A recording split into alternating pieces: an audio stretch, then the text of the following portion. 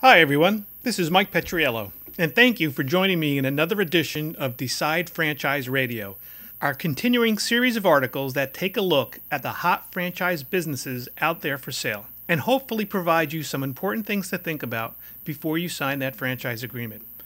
I'm a former franchise owner, so I think I know as to what I speak. As always, I give you more to think about at www.decidefranchise.com.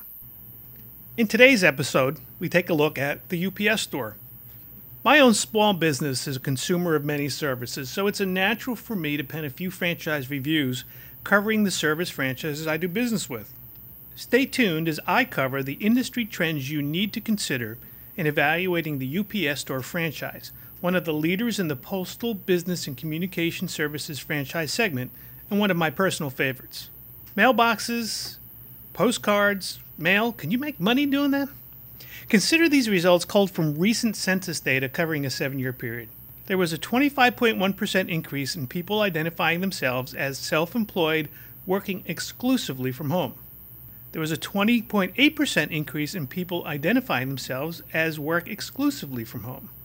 This data is a few years old, and I expect the trend of those identified as employed and self-employed working exclusively from home has accelerated.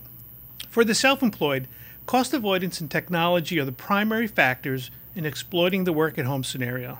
No need to lock in fixed costs for rent, insurance, utilities, and other expenses connected to an office when flipping open the laptop makes the connection to the cloud and just about every communications and business productivity tool known to man. For the employed, employers are recognizing major cost reductions by keeping employees home and virtually connected. This trend is accelerating in business verticals, law firms for example, where workers produce standardized digital output, for example documents for lawyers, that fly across the worldwide digital internet infrastructure. Connecting those dots to the UPS Store is not hard to do. Mail needs to be sent and delivered. A UPS Store mailbox with a real mail address, not a post office box, works well for that. Shipping services for those larger items, and printing services for advertising, mailings, and etc.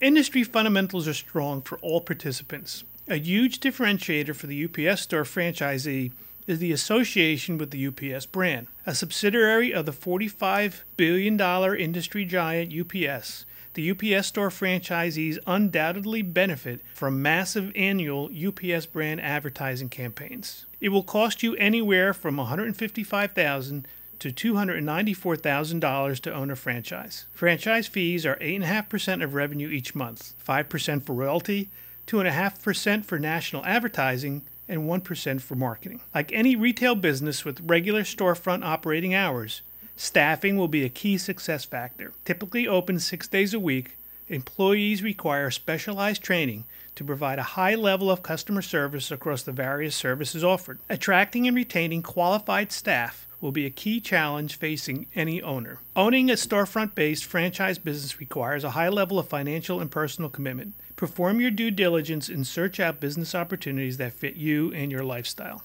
Again, this is Mike Petriello at Decide Franchise Radio. Go to www.decidefranchise.com for more stuff to think about, and I thank you for listening.